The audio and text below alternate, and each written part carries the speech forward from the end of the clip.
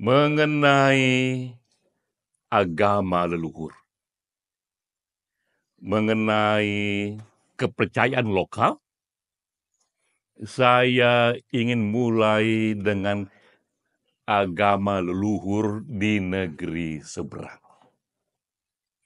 Ini sebuah berita yang heboh tanggal 14 November 2024 di sidang parlemen Selandia Baru. Ini sidang yang resmi, perdebatan yang formal, yang keras sekali mengenai kebijakan publik di Selandia Baru antara para politisi, para pemikir, para elit di negeri itu. Tiba-tiba suasana berubah. Ada seorang anggota parlemen yang muda. Ia bernama Hannah Rahwiti Maipi Clark. Tiba-tiba anggota parlemen ini berteriak kencang sekali. Dan ia bergerak-gerak kencang sekali memulai tarian Hakawor. Tarian suku Maori. Keras sekali teriak-teriaknya, keras sekali gerak-geraknya, patah-patah. Lalu diikuti oleh sebagian anggota parlemen yang simpati padanya, lalu diikuti lagi oleh banyak anggota masyarakat yang hadir di sana. Jadilah itu sidang parlemen yang resmi tiba-tiba diinterupsi oleh tarian lokal Hakawor. Ini berita unik, berita yang mengejutkan dan segera menjadi berita dunia, dan kita bisa melihat itu di YouTube, di Google, banyak sekali beritanya.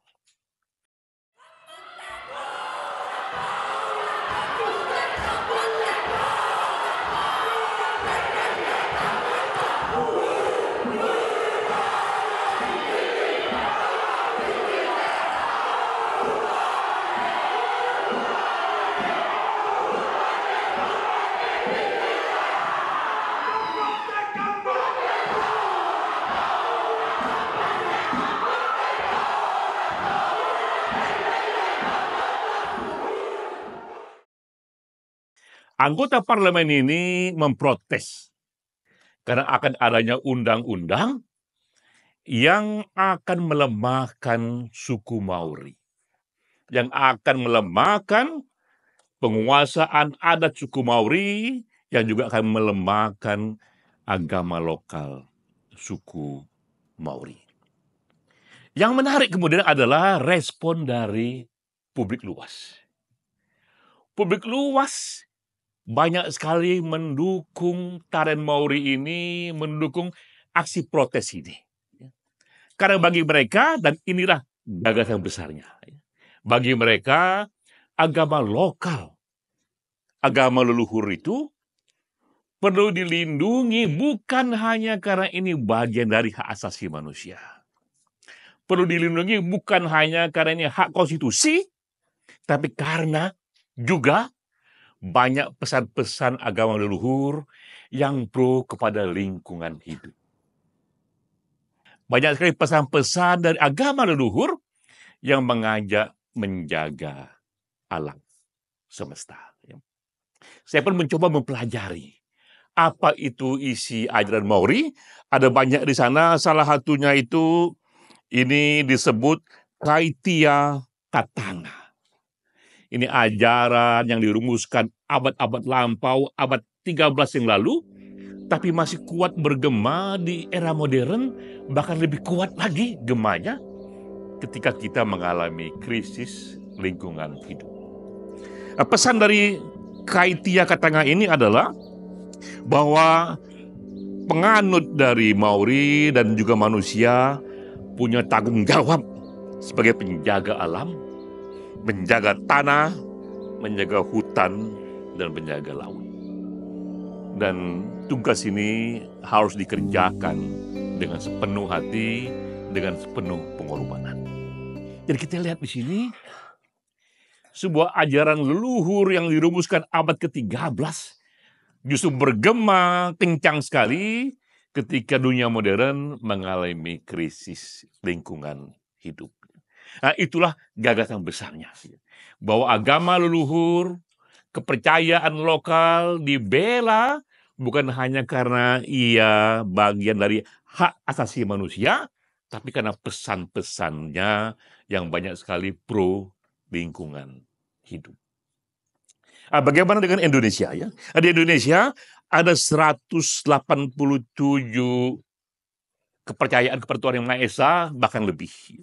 Juga banyak sekali pesan-pesannya yang pro kepada lingkungan hidup. Saya bacakan beberapa. Ini ada yang namanya itu Sasi Laut. Ini dari Maluku. Pesan dari ajaran ini adalah laut harus kita beri jeda. Ambillah kekayaan laut pada momen tertentu, tapi pada momen lain berilah jeda. Jangan diambil apa-apa lagi agar laut melakukan regenerasi. Jadi ini sudah dirumuskan sejak lama sekali, dan kita pahami sekarang ini bagian dari konservasi yang maju sekali, bahwa ada saatnya laut pun harus dibiarkan melakukan regenerasi agar konservasi alam di sana itu berlangsung. Juga ada di sini dari Minangkabau yang namanya hutan larangan. Juga di sini dikatakan ada satu kawasan di hutan ini yang suci. Tak boleh dirusak, tak boleh diganggu. Biarkan dia tumbuh apa adanya secara alami.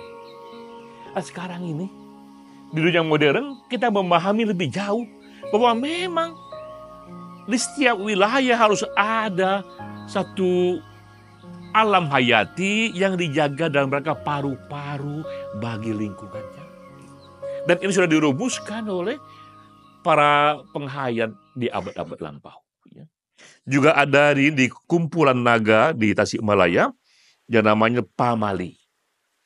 Larangan adat, larangan kepercayaan untuk menebang pohon sembarangan dan merusak alam.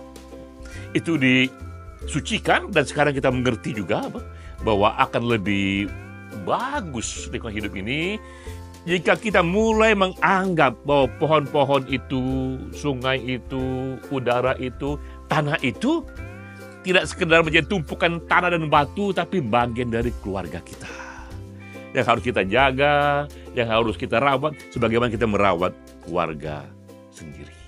Jadi ini adakah pesan-pesan yang kita bisa lihat dari begitu banyak pandang-pandangan kepercayaan kepada Tuhan Yang Maha Esa yang sudah dirumuskan di abad-abad lampau dan justru bergema di era sekarang ketika terjadi krisis lingkungan hidup. Nah, ketika kita bicara mengenai merawat agama leluhur, merawat kepercayaan lokal, maka itu juga tak hanya kita mendiskusikan secara akademik, termasuk juga ini diperjuangkan di forum-forum pemerintahan, diperjuangkan di Mahkamah Konstitusi, diperjuangkan di DPR, di Parlemen, di Presiden, di Kementerian, dan lain sebagainya. Karena itu juga kita memberikan satu apresiasi kepada teman-teman dari penghayat yang tahun 2017 maju ke Mahkamah Konstitusi. Ini ada nama-namanya, tapi saya tak perlu sebut. Ada yang dari Pulau Sumba, ada dari Sumatera Utara, ada dari Jawa Tengah. Mereka maju ke Mahkamah Konstitusi dan mengatakan kami juga warga negara, dan mengapa kami tak bisa mengisi keyakinan kami di kolom KTP. Karena saat itu yang boleh hanyalah masuk ke dalam 6 agama atau dibiarkan kosong. Dan lahirlah satu putusan Mahkamah Konstitusi yang bisa kita anggap juga ini sebuah kemajuan. Lalu teman-teman penghayat dibolehkan mengisi kolom itu dengan kolom kepercayaan kepada Tuhan Yang Maha Esa. Walau kemudian dalam kenyataannya terjadi kompromi, kolom agama itu diganti dengan kolom kepercayaan. Saya membaca berita, sudah 186.000 teman-teman penghayat yang mulai menggantikan kolom KTP-nya itu kepercayaan kepada Tuhan yang Maha Esa.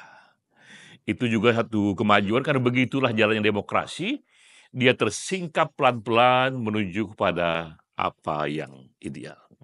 Hari ini kembali kita Forum Esoterika berkumpul di sini. Karena forum ini berdiri dengan satu keyakinan bahwa kesamaan kita selaku sesama Homo sapiens, selaku sesama manusia, persamaan kita jauh lebih fundamental, jauh lebih tua, jauh lebih mendasar ketimbang perbedaan kita karena perbedaan agama dan perbedaan keyakinan yang kita anut.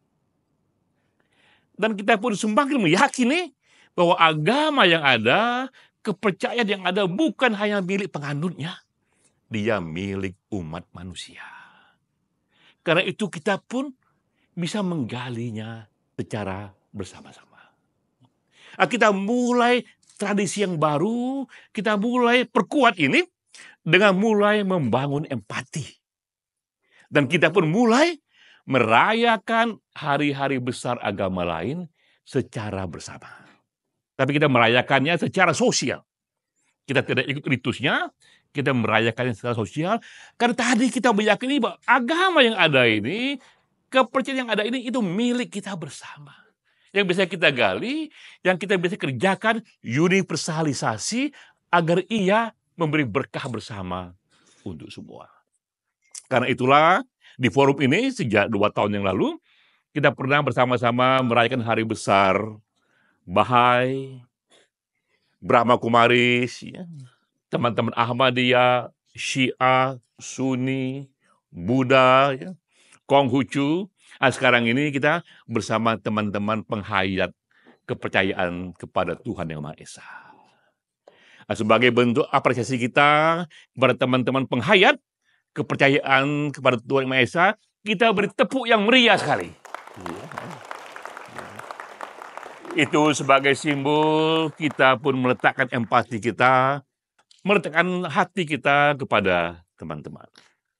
Karena kita meyakini bahwa negara yang kita ingin perjuangkan ini, negara yang kita cinta ini, jangan hanya berhenti sebagai negara politik, jangan hanya berhenti sebagai negara ekonomi, tapi juga negara budaya yang menghargai dan memberi tempat kepada kekayaan budaya Indonesia, termasuk juga kepada berbagai kepercayaan yang ada, kepercayaan kepada Tuhan Yang Maha Esa.